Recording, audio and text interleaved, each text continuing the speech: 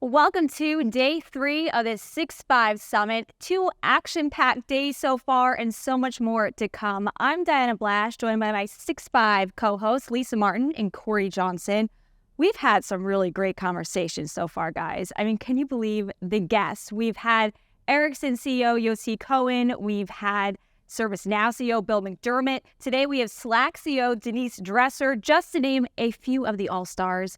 What's sticking out to you? So many topics covered. What's been your favorite, Lisa? I think my favorite has just been all of the opportunities with AI from a technical perspective, how it's already impacting business, how it's impacting us as consumers.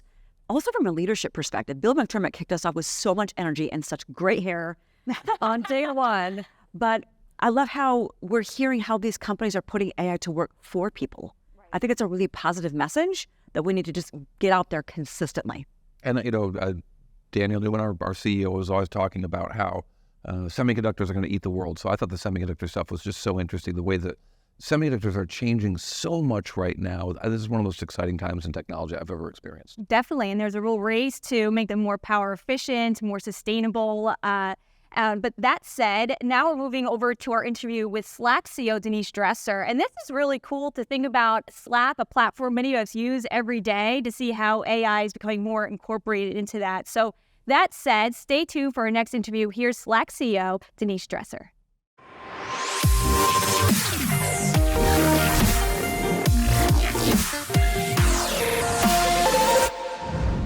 Hey everyone, welcome back to the 6-5 Summit. It's day 3 and we are back and we've got a great day ahead of you. It's AI Unleashed. This week has been all about how to build new operating models for your business in the era of AI.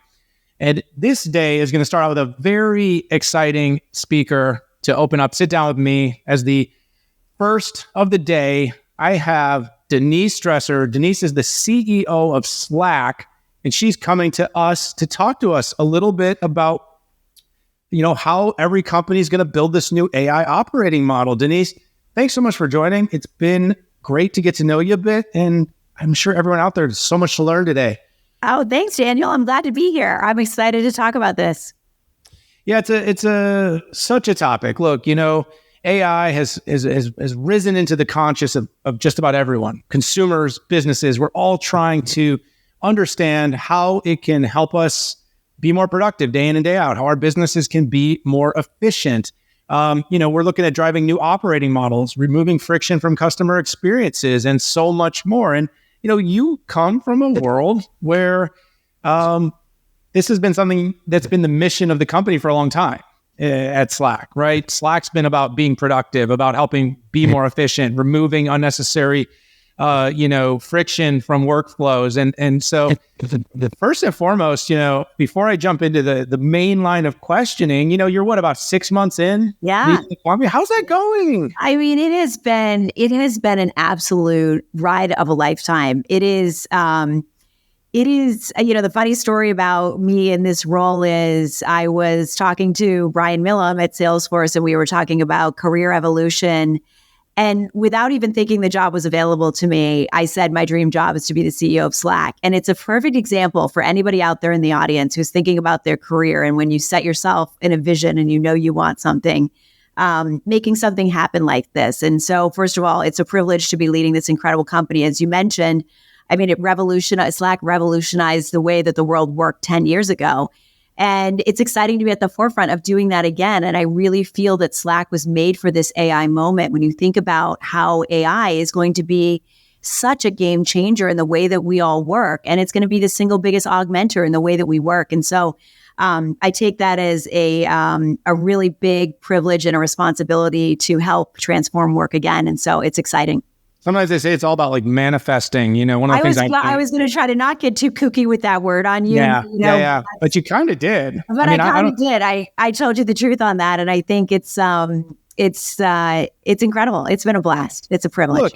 Look, for the longest time, when I get career advice from great people and I give career advice sometimes to people who have gotten to know. And, I always say, do the job you want. And I know that's a little bit of a, you can't really just say, I want to be the CEO of Salesforce and start doing that in the morning. But I think within the constraints of the environment you're in. You're talking to your boss. I'd really like to help with this. Well, sometimes, do the job, get the job is what I always say, I totally agree. And when you think about, it's funny how when you put an idea in your head and you want something, you begin to actually move in the direction of what you want. You begin to look at the skills that those people have. You learn, you become curious, you step into different roles. You're willing to take risks to learn. And I think you do, to your point, you kind of manifest your own destiny. Yeah, that's exactly what it is. So, all right, let's get to the crux of things. Let's talk generative AI. I mean, look, no one's talking about this. So everyone's talking about this.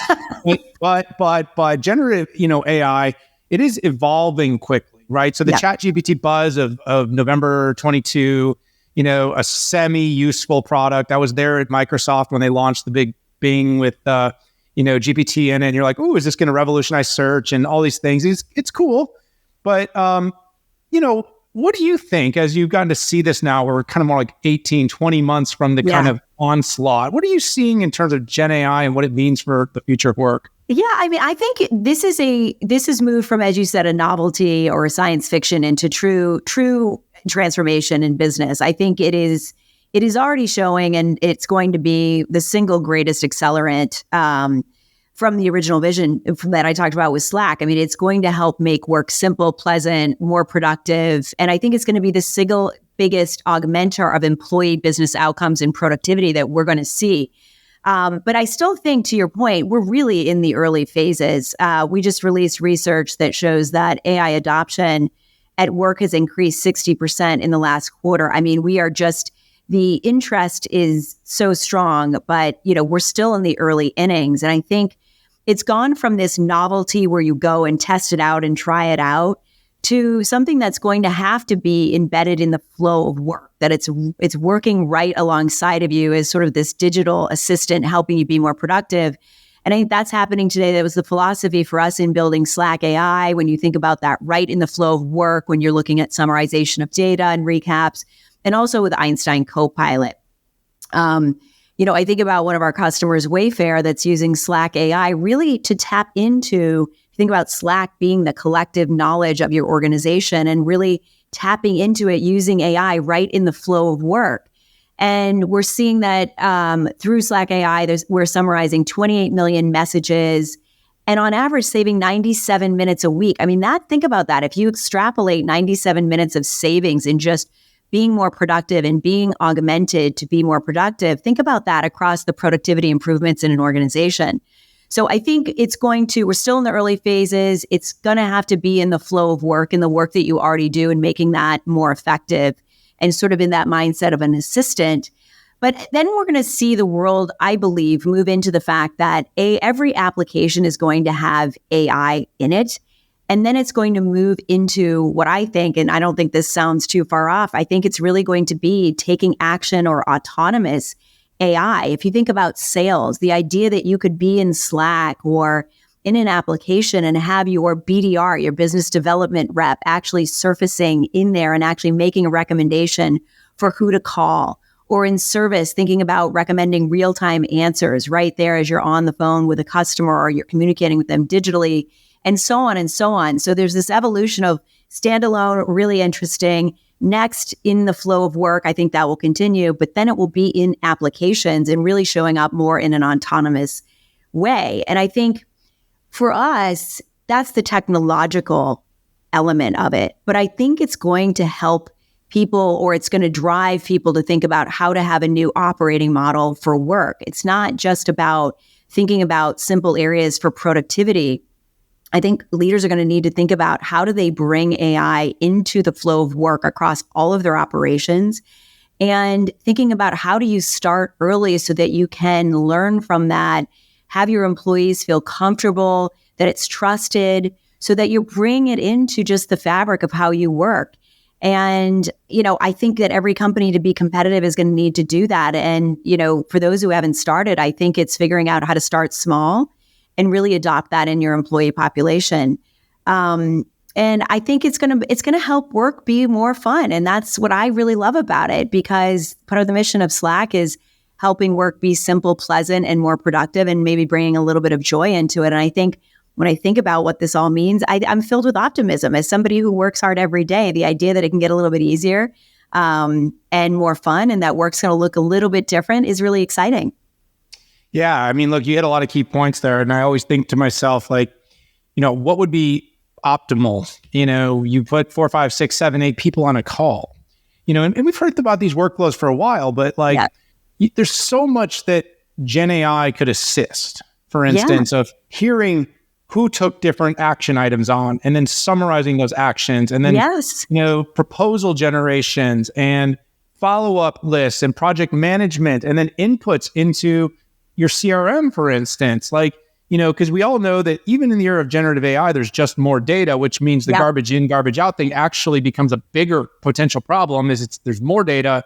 What's good? What's useful? How does it land in the right place? And with Slack, what's really great, and what I've always appreciated, is that you can build the workflows in such a way where you're like, okay, I just got out of a good face-to-face, one-on-one meeting. And by the way, eventually this will be all on device. You won't even need to do this part. But can you quickly summarize in a channel? Like, we have a channel that's the Salesforce channel. So I went to Dreamforce. I met with an executive. I had this conversation. These were the things that we talked about. I put it in Slack. It lands in our Salesforce instance. And then, the whole experience is fluid. All I did was take a few minutes, did a quick recap on the way out. Eventually, with the on-device or using our phone or whatever, we could have it sitting there listening and doing it all in real time. It's pretty cool.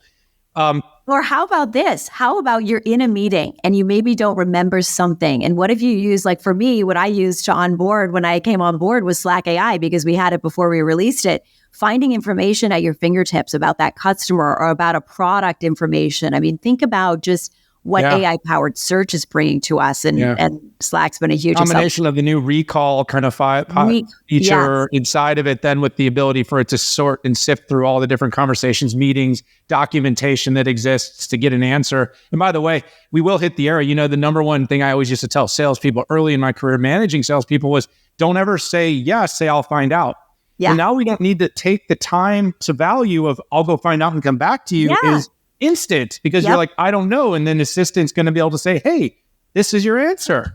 And that's what I mean about BART. I think it's like, as I mentioned, we're still early, but I think for people like you and I who think about the future of work and we think about what technology brings, I think it's never been a more exciting time to think about how work's going to get better and how you can deliver better service to your customers too. Yeah. I just keep waiting for the Dan bot to come out and it replaces me entirely. That's what I'm saying. I just want to know if economically, if I train a bot, Denise, that is me, can that bot just do my job and can I still get paid though? Like, is it like, no problem, Dan, just go to the beach and we'll let you know when the work's done. That we have to contemplate. I think it's going to be very exciting. But I think it's important though. I think in this conversation, I think that no, it's not going to replace you, but it's going to help you be more effective, more efficient, probably more innovative, because you'll have more time to think.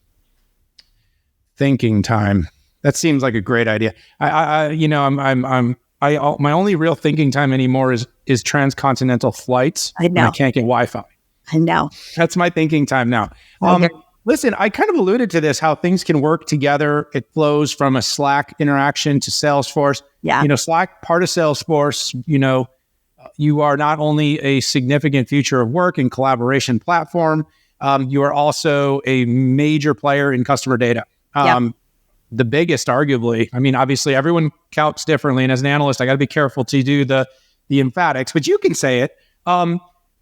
How are you thinking about that kind of the role, the tie together between data and work and collaboration? I think, first of all, thanks for giving me the opportunity to talk about this point, because I think that was one of the things that really excited me about the future of Slack and Salesforce together. If you think about it, Slack is like the long-term memory of your organization where all of your conversations can happen. And we talked about how you can now with Slack AI synthesize that, recap, search for information, and so much more that's coming. That I can't talk about now, but a lot more coming into the platform. And then you think about Salesforce having some of the world's most valuable customer data that is being used in the flow of work, and it is high valuable data. So the idea that AI helps you unlock not just your unstructured data that we talked about, but structured data, and really combine the power of that, which hasn't been possible before generative AI. It not only drives the value home to every organization of the value of the data that you have, but really how you now have this potential to unlock that, to get even more meaningful insights. And, in years past, the combination of that, really those have been silos of data that have been trapped. And now this is a huge unlock for Slack and for Salesforce as we bring the platforms together and deliver this integrated AI solution. It's the power of structured and unstructured data together that's really valuable. And it's exciting. It is exciting. And let me tell you something. The high value data is in your systems of record. Yeah. It is on your employees' devices in their productivity tools. It is, I think it's funny because everyone, and I kind of talked about the early sort of era of cool novelty generative AI, but the real value are going to be these narrower models, industry specific, based on deeply valued customer data and ERP data and operational data that can be then used to create, meaningful moats for businesses. And so it is really exciting to see this kind of all pulled together. I want to pivot, being the CEO of Slack, you are one of the sort of, the business is sort of the personification of the next era of work, meaning when Slack kind of hit the market, it was all about this change of work. It was, we're not going to email anymore, because none of us do email. We just do Slack now. And I'm kind of kidding, but the way things get done faster is always these kind of asynchronous, more chat-like, bot-driven, AI-empowered tools. And so, but part of it too has created this really always on world. Yeah. I grew up, I don't know about you, but I had early in my career, many, many moons ago, I had a gig where, we used to send emails like somewhere between like 10 p.m. and 2 a.m. following up on each other's stuff. And it kind of became this really terrible joke about like proving how hard we worked by when we would send the last email. I mean, there was like a terrible culture, but now it's gotten worse between texts and WhatsApps and emails and chats, and the fact that we got to be real time on social, and we get, if you're telegrams and signals, I mean, you have all these different places where messages are coming to you related to work. People are burning out. Now, again, yes, automation and augmentation can help, but people are also scared. So they're burning out, but they're also scared that if they slow down, the big bad AI might come and get them. But is there another side to this? Isn't there a way that we can take control back? Yes. Here's how I think about it. I couldn't agree more. I mean, it's a known fact that we have more tools and ways of communicating ideas with people at all hours of the day, and keeping up with that and consuming information and finding information is a challenge, which kind of back to the point of what we started with Slack AI was all about finding information, summarizing information. But I think you're getting at a broader kind of mission-driven focus that we have at Slack, which is, I mentioned the mantra, Slack is really all about helping make life simple, pleasant, more productive, but it's bigger than that. Slack is where work happens. It's not just channels and messaging. And so what we are really building and have built is an operating system for work. And now it's infused with AI and will continue to do that. But the real story about that is reducing the context switching so that you can have one platform where everything comes together and you can integrate with all of the capabilities across your organization. So I do all of our approvals, all of our Workday approvals, all of our Coupa approvals. We do all of our Jira integrated and so many other amazing partners in the ecosystem. But helping to reduce the cognitive load so that when you're in Slack, things come to you so that you're in the flow of work and you can really think about, this is my operating system. This is where I need to be. And then within that construct, using things like I mentioned when I onboarded, I used Slack AI to find things. But what I also used was a capability called Recap, which is there's so many channels that you may need to know about, but you can't follow all day long. So starting my day with coffee and a recap makes just that cognitive, where do I go to find everything? It's kind of like all of a sudden everything's really clear for me. I start my day in recap and I can see everything that I missed if people are sending me notes overnight. And using something that I love called Catch Up, which is just catching up. It's sort of like a swiping right on your mobile phone to just find everything. So, giving those capabilities and innovating really in the human-centric design of Slack and how people are consuming information to quiet that and really make it easy to find everything all in one place. And I think that's an area that we have continued to focus on and will continue to do that. And it's our mission right now, particularly to use AI to drive that productivity, to provide one place where you can go that reduces cognitive load. And, I've gotten to the point now, and I have customers send me these notes where it's like they run their business on Slack because they can and because they want to. And that's really a privilege for us. And that's our mission and mantra. Yeah, well, listen, I mean, there's so much there to unpack. I think it is our jobs to figure out how to give people balance back. I mean, look, in the connected world we live in, I don't think we'll ever work a tight schedule like we once did, especially knowledge workers. I think with flexibility, there's always going to be the debate of whether flexibility was a win for employees or a win for employers. There will be a debate. Yeah. And I think it's on us to try to kind of drive that it can be a win for everybody. Yeah. And go ahead. Sorry, I was going to add something to you. It's funny. So we talked about that cognitive overload and things coming at every channel. There's also capabilities that we've put into Slack that I think really kind of speak to part of managing the flow of work is also about how you set your own boundaries, right? And how you actually, for example, in Slack, how you send notification or how you pause your notifications, how you set your time zone, how you let people know what you're doing. So I do think we have more autonomy in our life in thinking about how we work and when we work than maybe we give ourselves credit for. That's not to say that we aren't always in demand, certainly in large jobs. But I think there are ways that you can also govern yourself. Absolutely. It's always going to be driven by ambition. Yeah. So what is the ambition that you have, and how crazy are you willing to drive yourself to become the CEO of Slack? Because, as much as you may have manifested it, I'm sure there was quite a bit of work that you did in between being able to say, I want to do the job, and someone saying, yeah, you know what? You should. Yeah. Well, I mean, I think this kind of goes back to the human side of do what you love. Do what you love. And I do feel like for me, it doesn't feel like work because I love it. And you probably feel the same way as a founder of the company. You love it. It's your passion. You don't want to shut off. Some people do, and that's fine too. But it's kind of fun when you do what you love. As long as you can figure out how to do it when you need to. Because I think you're right. There's never a want to, but there are points where I think just for, my wife will sometimes tell me that the teapot is starting to boil, like you need to put the device down, like go watch a movie, go kick the ball around with your son, do something that's not work for a little bit. But it is good. It's fun to do things we love, and tech is awesome. It's so fun to be in this space. Tech is so exciting. I mean, has there ever been, I really think this is not an exaggeration. I don't think there'll ever be a more exciting time for all of us in tech, working in tech, thinking about how we're going to integrate tech into our lives and how it's going to change the way we work and live. Absolutely. So I want to have a little fun here to kind of finish off this opening keynote. And thank you so much, Denise. It's been a ton of fun. And thanks everybody for being part of this conversation. Hopefully you found some things you're relating to here. Let's do a little speed round. I'm going to ask you 3 questions. We're going to do 3 questions. And I'm going to get you, give me 90 seconds or less on each answer. Do your best. Count in your head while you're answering. First of all, I want to talk about citizen builders. Okay. Yeah. No code. It's red hot. You hear about it everywhere. Now we're even hearing about image to code, speech to code.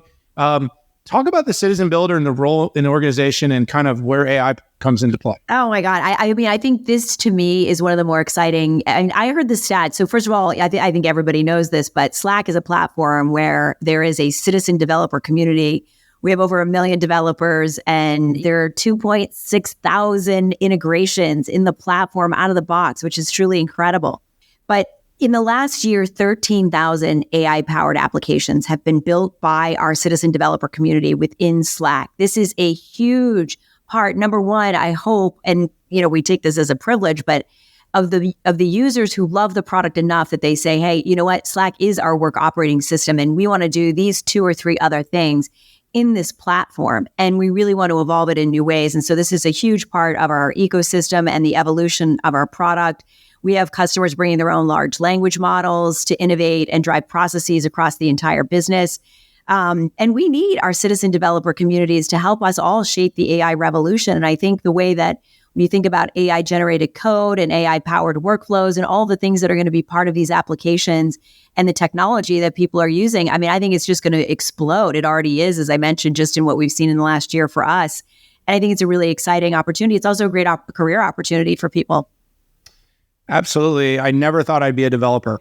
There's a whole bunch of other implications, by the way, that maybe next time you and I get on and have a conversation, we can talk about, because I think there's a lot of excitement in it. And then there's obviously tons of people who were told, go get a degree and become a programmer. And is there a future? And by the way, I still believe there is. I think it's an and, not an or. We love as a society to be binary, but I actually think there's a place for very highly skilled programmers that can do very complicated programming. And then there's citizens that understand workflows and can build it with things.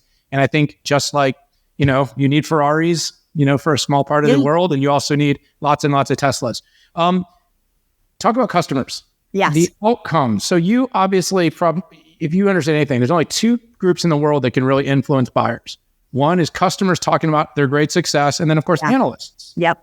Am I saying that out loud? Okay. Anyways, customers though, the biggest focus of Salesforce, at least as I've always understood it and seen it, is that you're a customer-centric, customer-driven organization. 100%. What are your customers, seeing by making bigger investments? And I guess I could be an answer here, but I want to hear yours. Yeah, I mean, well, first of all, you are so right. And that is actually one of the things that I find very similar between Slack and Salesforce is just this absolute customer love and dedication to thinking about the customer first. And I think, first of all, when I think about customers that are getting such value, one of our largest customers is IBM. They are wall to wall with Slack and a huge Salesforce customer. And they've been a customer of Slack since 2015. And they've gone wall to wall. And you think about 250,000 employees, 9 million Slack messages sent a day, 3,500 apps, 3,400 workflows, back to your point of just citizen developer. And I think this is just a story of a company that is automating their entire business on a platform. But then I think about just in general, the stats for our customers, and we are seeing that teams that are using Slack are 47% more productive. I mean, that is really incredible. And when I break it apart, when I think about companies by function, it's like, of the customers that are using Slack in certain functions, 36% increase in win rate in sales and 32% faster resolution using Slack in service, and marketing is 37% faster decision making. Finance is seeing 37% increase in employee productivity. I mean, it goes on and on and on. And I think that is our true mission, is making sure that we aren't just giving a platform where work is happening, but outcomes are being driven and businesses are growing. One of my favorite stories of automation, actually, and seeing the results of that, is Spotify. And Spotify used the Slack platform as well as Salesforce to drive productivity in their ad sales. And they saw a 40% increase in sales productivity, bringing Slack into the fold, and think about how they work with all the different parties involved in advertising. And so that's actually been the really fun part of thinking about Slack, not just that it's simple, pleasant, more productive, but companies are seeing real value and real productivity improvement across all functions. And that's, I mean, for me, I think that's what AI is also unlocking for us, is there's even more that is out there for all of us to deliver to our customers and for us to experience. And so it's kind of become the guiding light of how do we do it? And also, how do we innovate and bring AI in a way that's democratized so that you can get that immediate benefit? It's in the flow of work, and it doesn't make you think. So, those are the great stories. I could go on and on forever, but customers are at the center of what we do. But the real results are what really matter. All right. Final lightning round. Besides Slack AI, what are some of the innovations that you're really excited about these days? I mean, first of all, there's so much still coming in AI that I can't talk about today, but you can keep your eyes out for all the innovation that are happening in Slack, just advancing the cause for AI and bringing productivity to workers. But what I'm really, really excited about that's coming out in June is Slack Lists. And I'm so excited about this because what I think about with Lists is it brings projects and task management directly into Slack. So this is how I think about it in real simple terms. You can turn those conversations that you're having in channels into true actionable work right there in the flow of work to get things done faster. And this kind of gets back to the point that we were talking about earlier, that customers feel like they're bogged down, where they have too many tools to track what they're doing. And, there's a stat out there that only 34% of projects are completed on time. And so we're bringing lists right into Slack so that you can bring structure into Slack so that you can actually make the work actionable. You can tag colleagues for the work that you need them to do. You can have a conversation around that list. I've been using lists across all of our functions, not only how we set our strategic plan, but how we think about our engineering sprints and our resourcing and our projects and a lot of our marketing efforts. And they're customizable. So you can use them across every single line of business. They're collaborative, and it really kind of takes, I almost think about it as it's like the last mile in Slack. It's not going to be the last mile for innovation, but it's that conversation really turning it into actionable work and bringing people into that. So I'm really excited about it for the productivity improvements, and I've been using it. I can't wait for you to try it out. Let me know what you think. Hey, love to get things early here. It's like a badge of honor make for that happen. the analyst folks, to get to play with the toys first. So Yes. if only I knew someone that knew someone If that only could you make knew that happen. someone who could help you out. Well, listen, Denise, I want to thank you so much for being part of the 6-5 Summit, for opening up our day 3, talking about the future of work, sharing your personal and professional insights as to where it's going and what's going on, not just at Salesforce, not just at Slack, but really in the enterprise. We're going to have to do this soon. We're going to have you back. Oh, thank you for having me. It's been a real pleasure to talk to you. And certainly this topic is we could talk all day. It's clear. We absolutely could.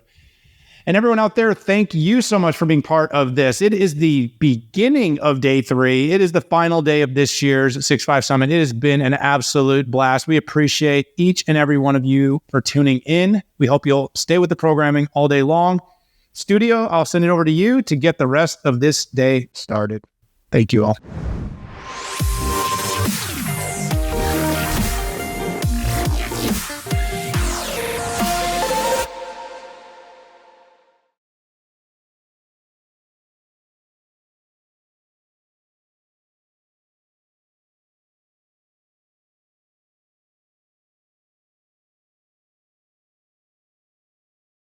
Of work to get things done faster. And this kind of gets back to the point that we were talking about earlier, that customers feel like they're bogged down, where they have too many tools to track what they're doing. And, there's a stat out there that only 34% of projects are completed on time. And so we're bringing lists right into Slack so that you can bring structure into Slack, so that you can actually make the work actionable. You can tag colleagues for the work that you need them to do. You can have a conversation around that list. I've been using lists across all of our functions, not only how we set our strategic plan, but how we think about our engineering sprints and our resourcing and our projects and a lot of our marketing efforts. And they're customizable. So you can use them across every single line of business. They're collaborative, and it really kind of takes, I almost think about it as it's like the last mile in Slack. It's not going to be the last mile for innovation, but it's that conversation really turning it into actionable work and bringing people into that. So I'm really excited about it for the productivity improvements, and I've been using it. I can't wait for you to try it out. Let me know what you think. Hey, love to get things early here. It's like a badge of honor make for that happen. the analyst folks, to get to play with the toys first. So Yes. if only I knew someone that knew someone If that only could you make knew that happen. someone who could help you out. Well, listen, Denise, I want to thank you so much for being part of the 6-5 Summit, for opening up our day 3, talking about the future of work, sharing your personal and professional insights as to where it's going and what's going on, not just at Salesforce, not just at Slack, but really in the enterprise. We're going to have to do this soon. We're going to have you back. Oh, thank you for having me. It's been a real pleasure to talk to you. And certainly this topic is we could talk all day. It's clear. We absolutely could. And everyone out there, thank you so much for being part of this. It is the beginning of day 3. It is the final day of this year's 6-5 Summit. It has been an absolute blast. We appreciate each and every one of you for tuning in. We hope you'll stay with the programming all day long. Studio, I'll send it over to you to get the rest of this day started. Thank you all.